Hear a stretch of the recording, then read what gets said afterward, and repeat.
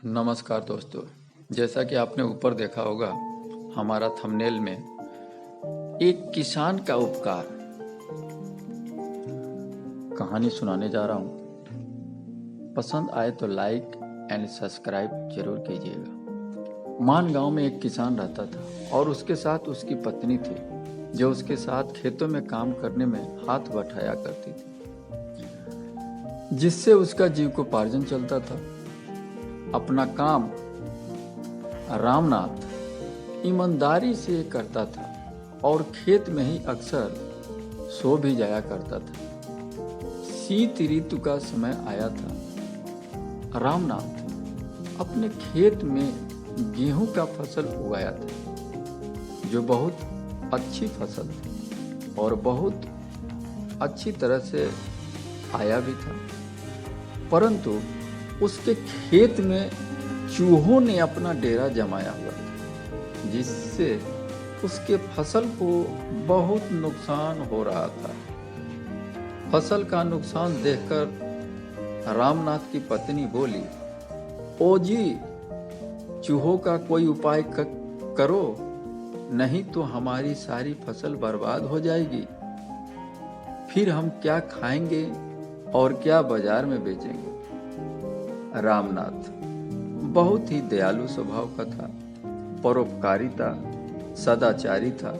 वह उस चूहों को मारने के बजाय खाना खिलाया करता था, जिससे उसकी पत्नी नाराज हो रही थी और बोली, ये क्या कर रहे हो।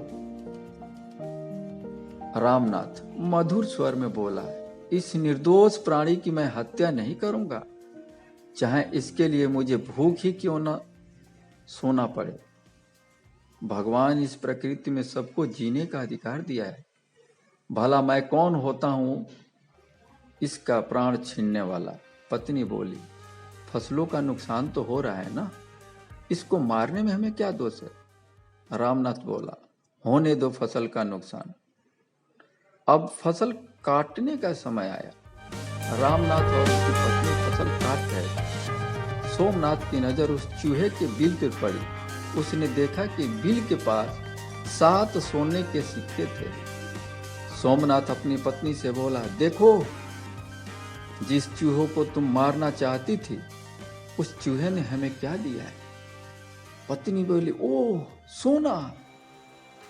रामनाथ बोला, इसीलिए कहता हूं, जो भगवान करता है अच्छा ही करता है। इसलिए कभी भी किसी भी प्राणी को हिंसा की भावना नहीं रखनी।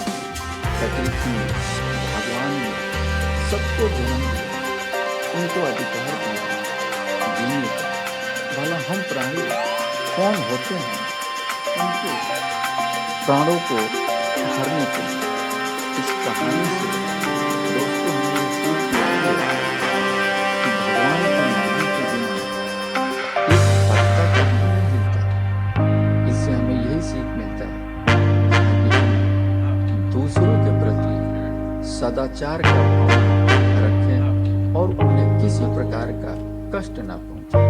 निर्दोष प्राणियों की हम हत्या न करें, क्योंकि सृष्टि में उनका भी योगदान है।